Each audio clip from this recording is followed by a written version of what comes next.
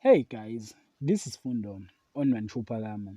Tonight on Imbewu, Zwandile decides to live his life the way he wants. He decides to take canoe and leave Sakile troubles, and he ignored the words of Sakile. While Nomsa has an idea for an exclusive Sika evening at Msam, and together with Tushelin, they recruit Limbiwe to help attracting the big spenders through Clavia.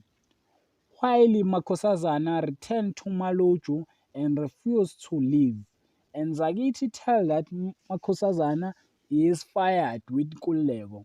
But Makosazana tells Zagiti that he will she does not fired and he'll come for on Malojo to work and Zagiti become disappointed.